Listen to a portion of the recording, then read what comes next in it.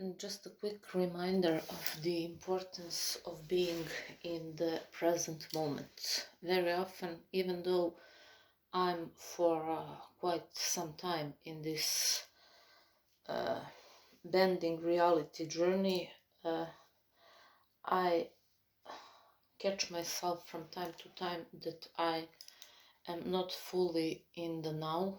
Let's say I just had the shower and I caught myself that instead of enjoying fully in hot water and relaxing moment, because it's already 2 p.m. and I woke up early, I had some things to finish, so instead of enjoying in moments of relaxation, I caught myself that I was thinking about what's coming next in this day and what are some things that I have to finish before evening. So that's the insane way of living life, as the Eckhart Tolle said. Most people see now as the enemy and something to run away from, always anticipating and ruminating about the future, or thinking about some regrets from the past.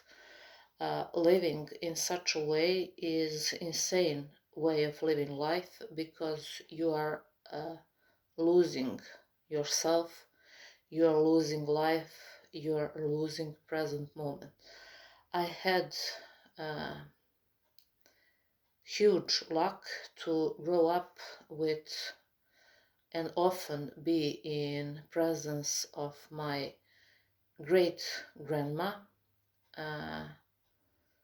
She had long and happy life. I mean, her life was hard when she was young. She had 3 daughters, and my great grandfather lost his life and his job. He worked in factory, and some huge thing was dropped. Something has been broken and it dropped on him and it killed him. He was very young. He was younger than me now. He had, I think, 41 or 2 when he tragically lost his job, his life at his job. So my great grandma was left alone with 3 beautiful daughters, my grandma and her 2 sisters, also my grandmas, but she never lost the spark and zest for life. She was always, I remember as a kid, because none of people I knew were like she. She was beautiful. She always took good care of herself. She wasn't, in a sense, rich, but she wasn't even poor. All children and grandchildren were always supportive of her. But what's interesting is that she was really the master of life. I remember that I was fascinated when I used to drink coffee with her. And whenever I drink coffee, I recall how she was enjoying in every sip of coffee. She was literally the embodiment of all the teachings that I studied later during my life.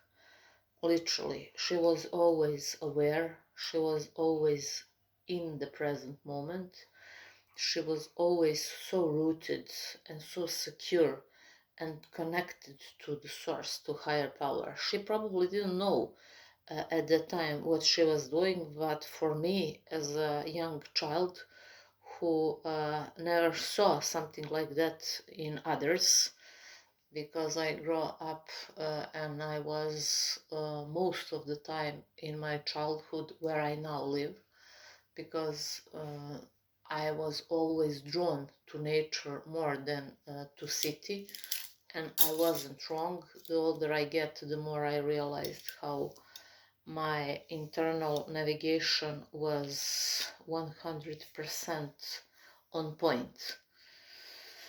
But that's what I wanted to say. None of those people that I knew as a child had that kind of calmness, that kind of being here and now as she used to have. So I remember that many times my friends were angry because I was open about the fact that I'd rather spend some quality time with my great grandmother than to wander around aimlessly in town like uh,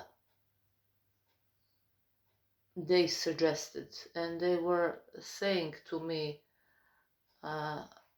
you're not fair, you like to spend time with great grandmother more than you like to spend time with us. I'm glad that I never betrayed my destination.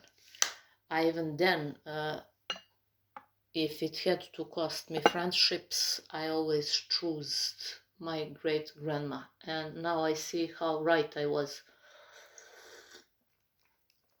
She was my first spiritual teacher.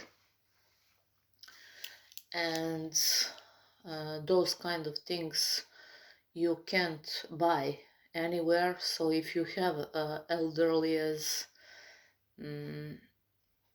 have patience with them and always be aware that they are like hidden treasures, like living encyclopedias.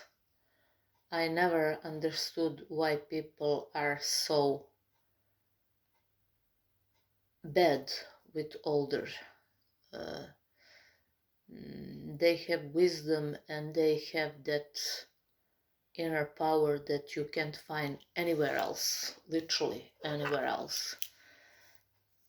I watched a great video of Deepak Chopra. I like that man a lot and I like to read his books. And I was blessed to, whenever I watched his now not so often going live, but whenever he was live, whether on Instagram or Facebook or other social media sources, I was blessed to always be chosen, and I was blessed to witness him and enjoy the opportunity of him answering me personally. I'll never forget when in one of his lives I asked how the manifestation works, and he told me exactly how you manifested this answer. That was the turning point for me and moment when I started to explore things about law of attraction, manifestation, and how we can bend reality with our minds, because I first-handed got the proof from such a great example as he is. For me, he's like, not because I interacted with him personally many times, but because that man is embodiment of how I think that human being should exist, resonate, vibrate. First law of life is law of resonance. Your resonance is direct reflection of your inner state.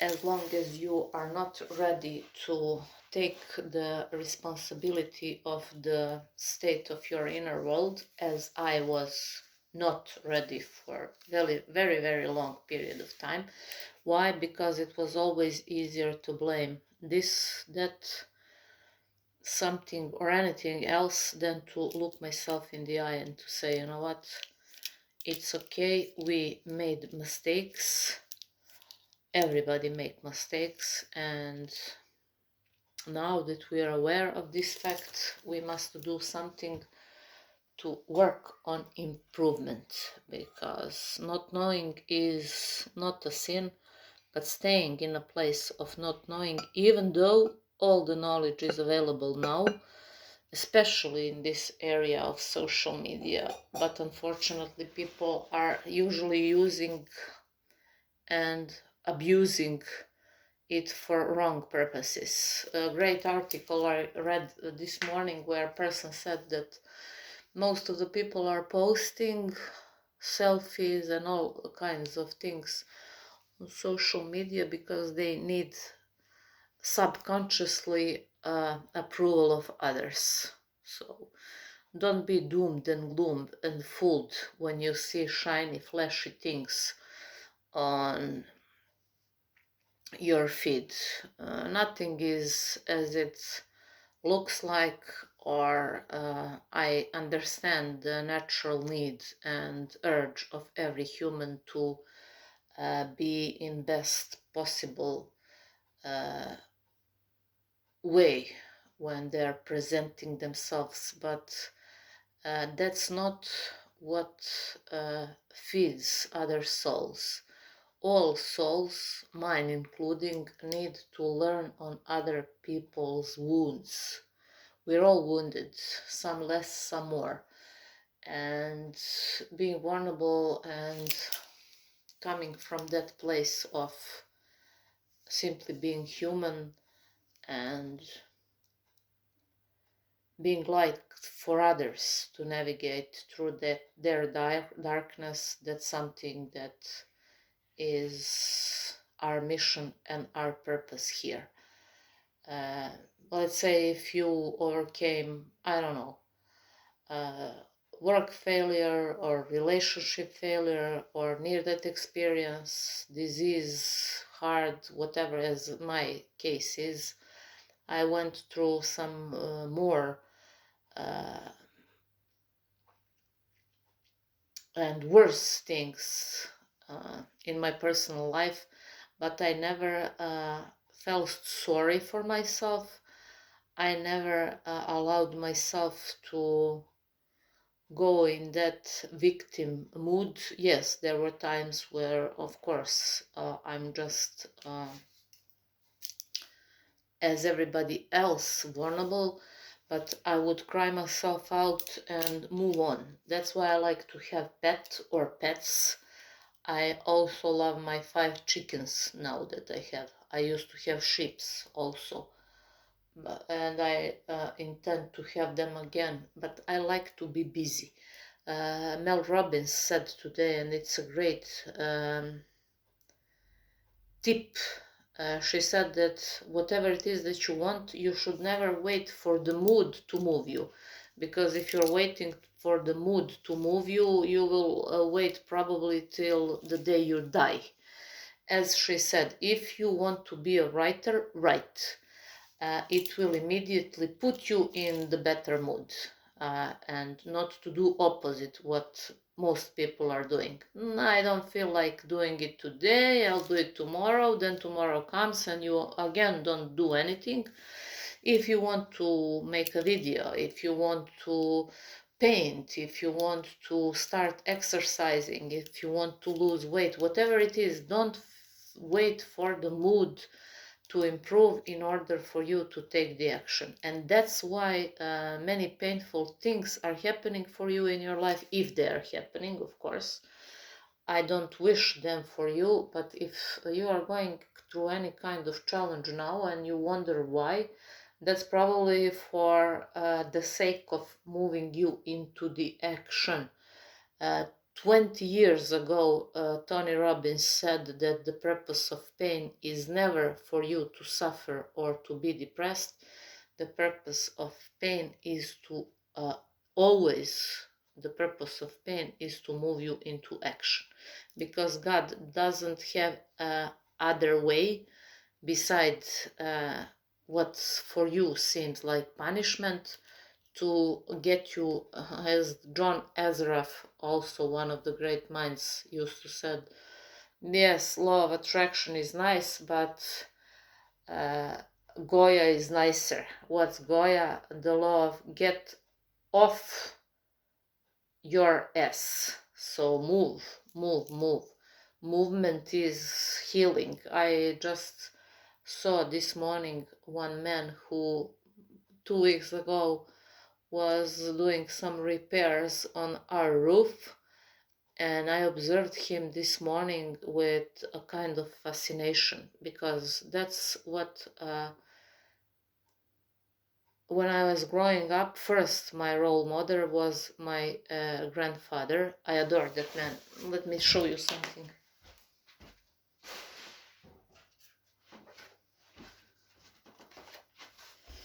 And this is my grandfather in his 80s, gardening on our property, 2-acre property. He came here when he was just a young man, and he got married my grandma, and he spent his whole life here, and he dedicated his whole strength and his whole love, sweat, tears, everything he had, he invested here where I live now. And what should I do? Be a lazy asshole and allow what he did to stagnate? No. As long as I breathe, I will continue his legacy, and I will do my best to keep everything nice as he left me, or to improve it even more. So I remember that he was performing very hard tasks in his late years, and I was observing that. And many times when I feel that I'm losing my strength and energy, I always push myself more and more and more, and that kind of uh, mentality, and me being my own cheerleader and life coach and motivator and sergeant, like you have those sergeants in army or police or everywhere where it's required to push the limits. I was doing that to myself. Many times I was questioning whether or not I'm right, but after all the experiences that I had through disease and through near-death experiences and many other hard things that I went through, I think that I don't think, I'm now 100% sure and certain that that strength that I built in myself over time gave me the power to move and to face all those challenges. If I weren't spiritually, physically, or mentally strong, I don't think that I could overcome all the things that were thrown at me. So that's why I repeat, this is a movement as an example how powerful you are and how much strong you are, even though you might not be aware of your strength.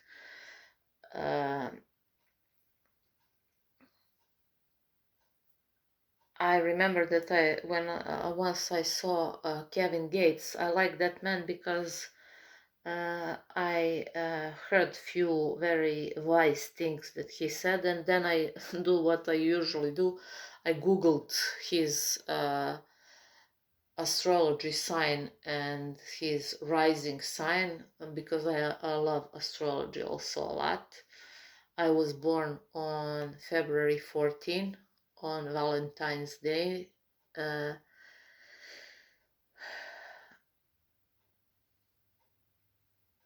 And he is like me, Aquarius and Sagittarius rising. So we have same sign and rising sign. I remember that, and I could relate. That's the reason why I googled his astrology sign, because I couldn't believe that I resonate with some things, especially this thing that I'll tell you now. Once he said, world can be cruel place. That's why I was cruel to myself many times in order to never be surprised or unprepared. So I can resonate with that, because I was always pushing and pushing and pushing, and that's why I was always prepared for some challenging things that occurred. Nothing could prepare me for those things, literally nothing. In order for me to not become bitter, dark, resentful, stuck in primal state of being, I had to forgive.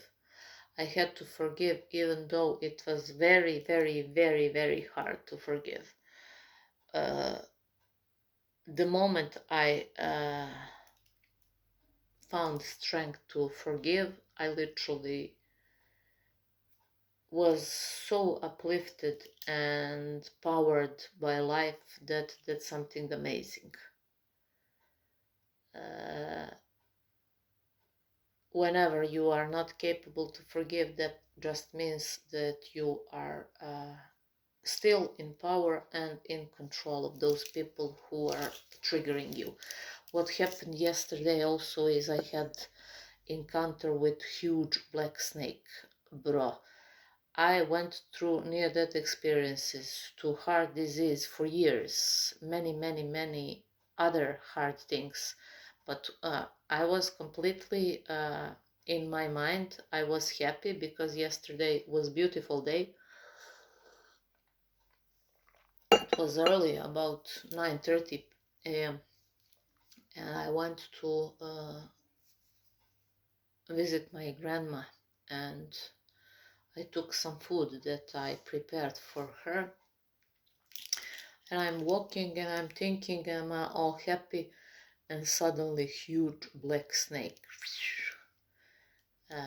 She was just one step in front of me, and she was peacefully moving, but when she became aware of my presence, she speeded up and ran away between my grandma's flowers and went literally next to her door and moved on her way.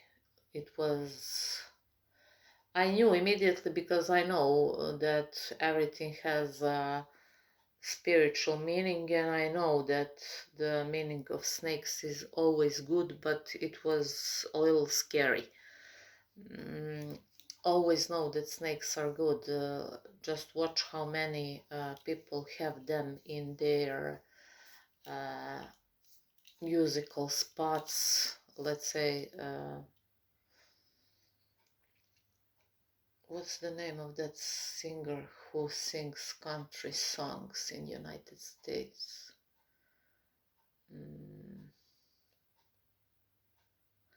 I can't remember, but nevertheless, snakes, they are always on medical signs. They are in Egypt as swings their heads.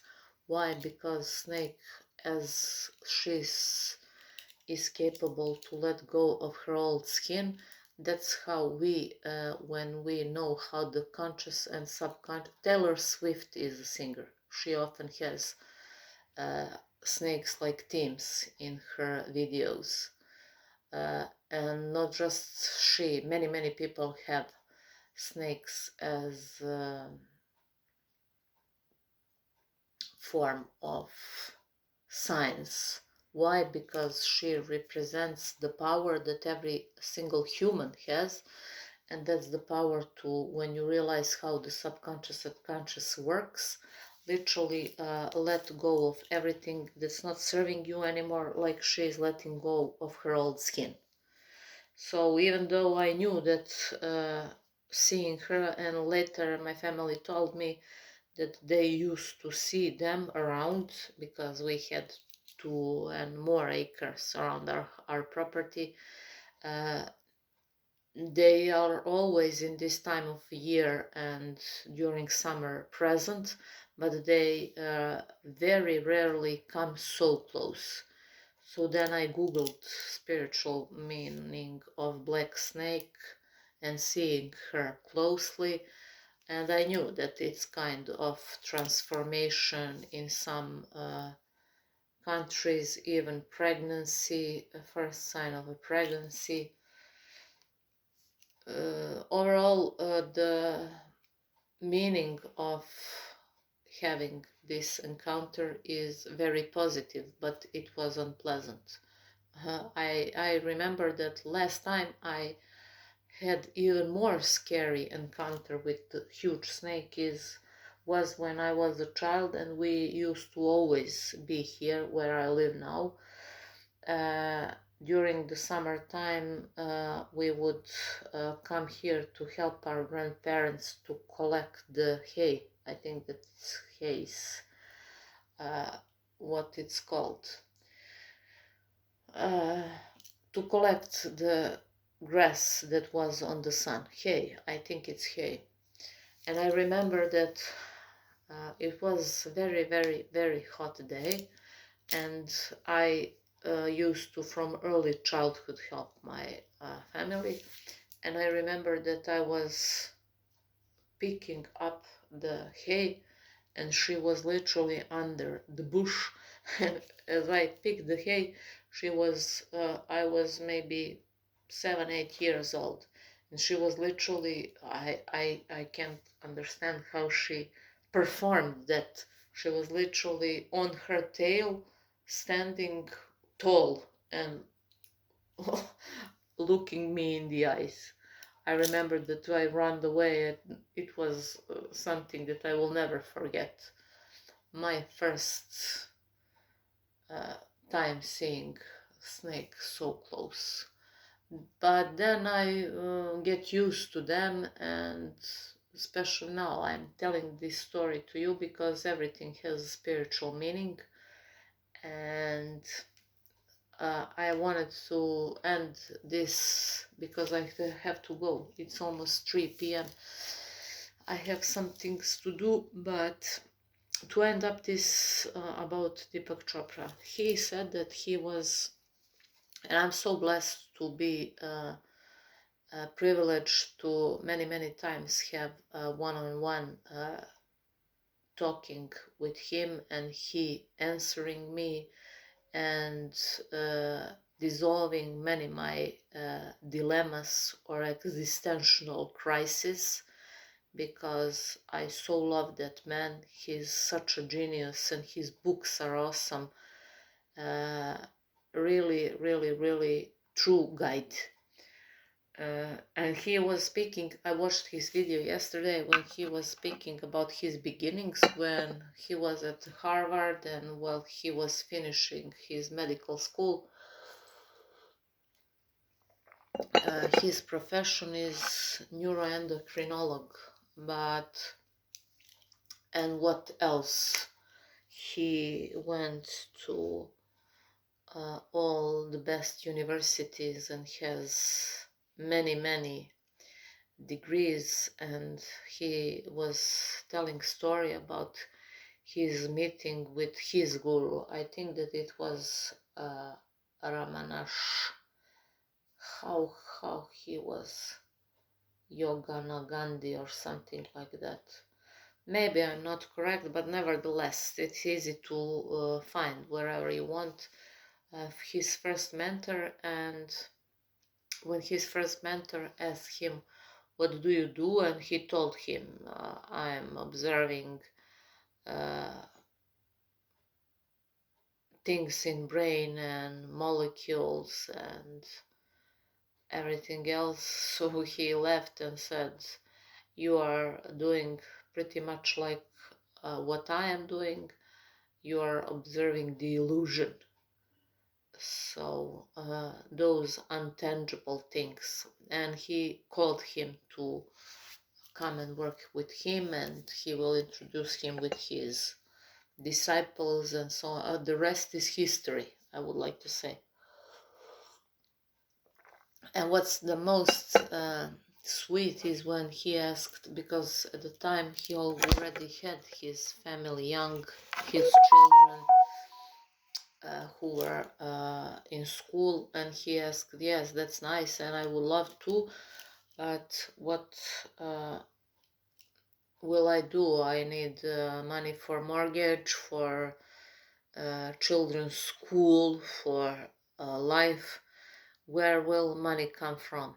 And his mentor had said, the money will come from wherever it is at the time, meaning God and source are always your source of supply.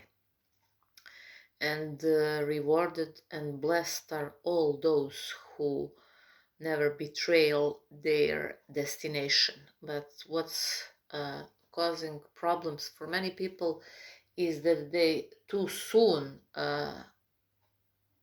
check up on the destination. Let it germinate like the seeds. Every seed needs time to germinate, to make it strong, its roots strong. Don't dig up on your desires too soon. Let them germinate, let them soak up in sun, warmth. Let their roots be strong, and you will be amazed how powerful and strong you are, and how abundantly you will be rewarded, because you didn't betray your destination. So that's my message and my contribution to our movement today. As usual, talk to you soon.